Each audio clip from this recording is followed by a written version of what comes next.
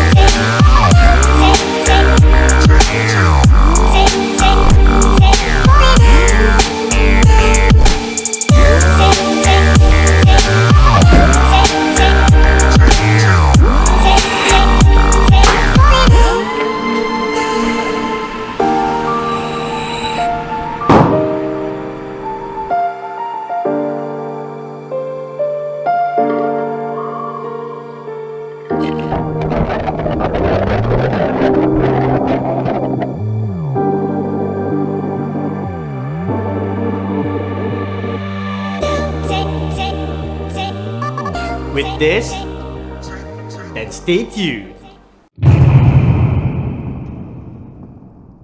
First of all, for those who's new to this channel, my name is F, and in this video, I'll be explaining how I shot this B-roll. So, feel free to subscribe and press like. But before I start, just a few disclaimers. First, this video isn't sponsored by DJI. And I bought this Osmo Action with my very own money, with the help of a credit card of course. Second, I'm not doing this to flex. I'm just a novice who happens to want a cool-ass cinematic B-roll. And third, this video isn't scripted. I'll wing it all the way, man, because we only live once, right? In terms of setup in general, I'll be using 3 cameras in total. For A-cam is Osmo Action with settings of 4K 24 frames per second at ISO 400 with an aspect ratio 16:9. Unless of course if I want to use slow-mo at 60 frames per second. Because I kind of find it jerky to edit in DaVinci at 60. While A-cam will be my Sony A6400 accompanied behind the scene by my A6600 with the same settings. For additional gears, I'll be using my gimbal Ronin SC together with a slider and pan and tilt head, and also my iFootage monopod, tripod, and also its fluid head combo. Moving on to expectation, because this is my first time shooting 3 cameras all at once, and also that this is my first time using a slider. To better manage expectation, here are some. Since there are 4 scenes in total, how I'll be navigating this video is by explaining what I expect to happen at the start of the scene, and then explaining what actually happened and lesson learned at the end of each scene. Next, let's talk about my dislikes of the Osmo Action. First, despite many firmware updates, it still have a fraction of a second lag, especially if I switch to the front screen. Second is that it has a fixed aperture at f2.8. You can say bye-bye to bokeh, man. And third, this shit sucks in low light. Bloody hell. Now, let's talk about my likes of the Osmo Action. Number 1. Unlike any other action cameras, this one has a built-in front screen. Second, its user interface is really friendly and easy to use. Third, it's small yet tough that I can squeeze it to almost anywhere.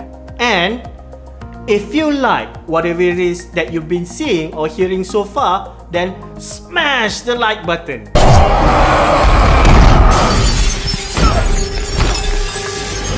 Alright, let's start. First scene expectation.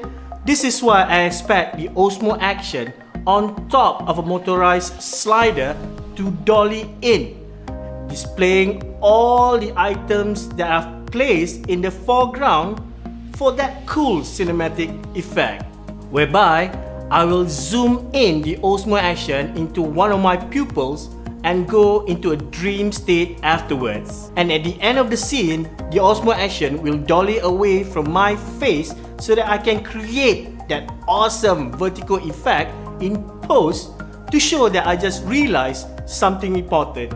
But first scene lesson learned, I was using the pan and tilt head. Yup, the 3 tiers one. However, whether it was placed on top or even to the side, I couldn't escape the camera angle from showing the slider in all the shots, man. So that's when I decided to use a selfie stick, whereby I elevated and tweaked it slightly to achieve a more usable shot. Apart from that, it did take me a while to achieve the best shot for a transition after I've slammed the Osmo Action on the table while getting up, spinning my chair, trying to move away. Next is the second scene expectation. This is where I expect the Osmo Action to capture all the tiny bits and pieces that I drop on the table in slow motion, with the cage being dropped last, whereby I will pick it up, toss it to the air, and catch it back in my hand. Then, I expect to transition to gimbal movements and assemble all other accessories to Osmo Action before transitioning again with a wrist strap on the Osmo Action for a POV mode to showcase a spinning tripod in the final assembly before ending with a slow tilt movement with a fluid head. But this is the second scene lesson learned. This was when the slider went haywire on me. I don't know whether it's the battery or the app, or probably maybe I was just a fucking retard. But it wouldn't move as I had earlier programmed, man. To top it all off, the first many tries, all of the items that I dropped didn't drop at the angle, speed, no position that I wanted. In fact, I had to repeat like 15 times before nailing the shot, man. But this was when that I learned Ronin's SC's tracking function is very useful. All I had to do was to set the duration of time and position, and the rest, as people say it, is history. The movements are all crazy accurate too. I like. Though the POV mode with the wrist strap did take several tries, they were alright, no complaints there. Oh, before I forget, smash your like button!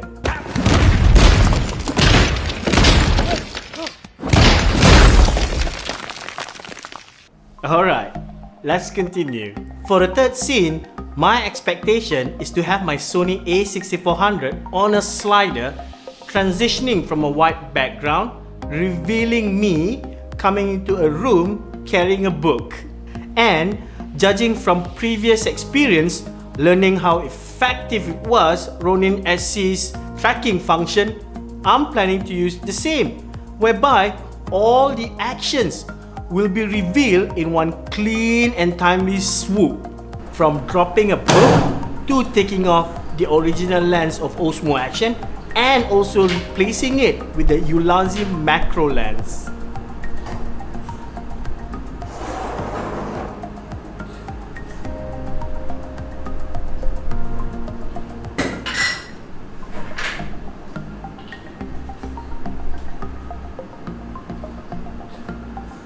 But these are some of the lessons learned.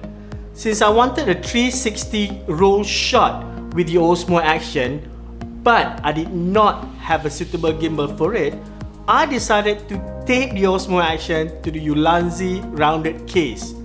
But despite being small, the Osmo Action was still too big. So I decided to fuck it, fire up my Sony a6400 and my Ronin SC and started the death roll. Man, that saved me a lot of time. The fourth and final scene is a book play, and for this, my plan is handheld in one swoop motion, man. From revealing the book to moving in and read text on page 15 because I like content on page 15, to moving out and close the book for another transition.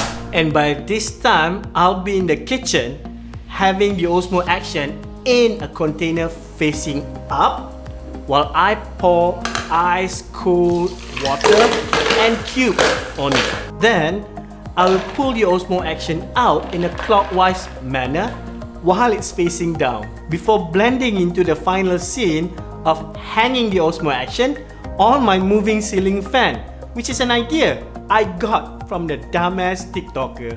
But here are some lessons learned.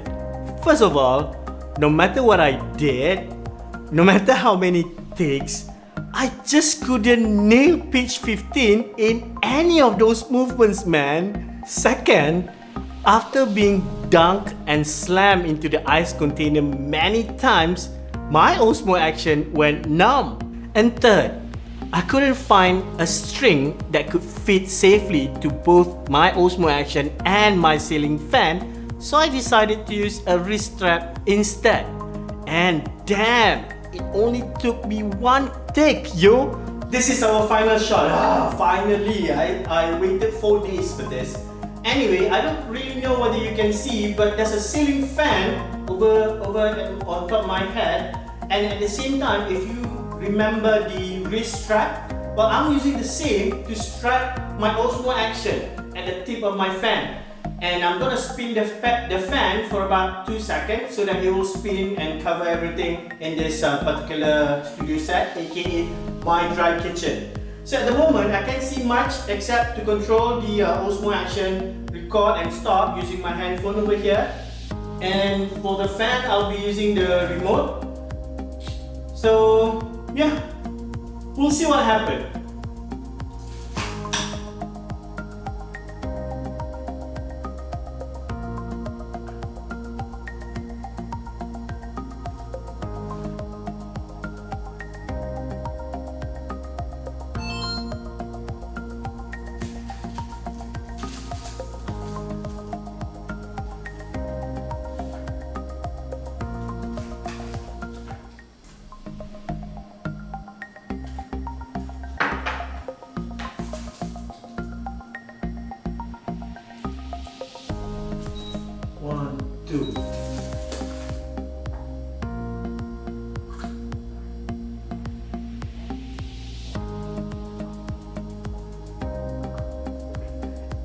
It's a wrap! Talk about luck, huh? Well folks, those were behind the scenes of how I shot this B-roll. To say that I learned a lot is an understatement. And thank God my nose didn't bleed in the process. But to celebrate, let's watch it again.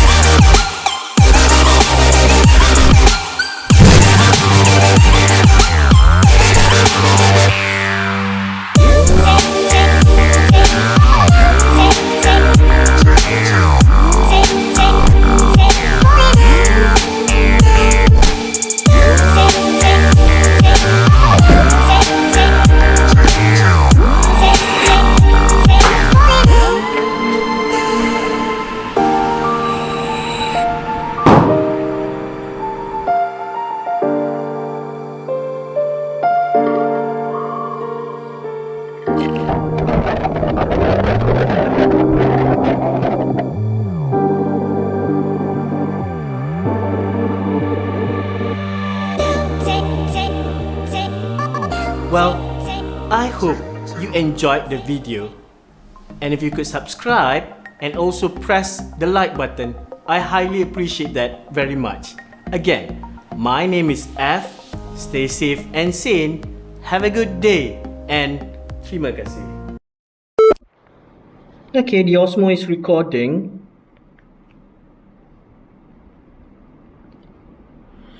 Okay, moment of truth.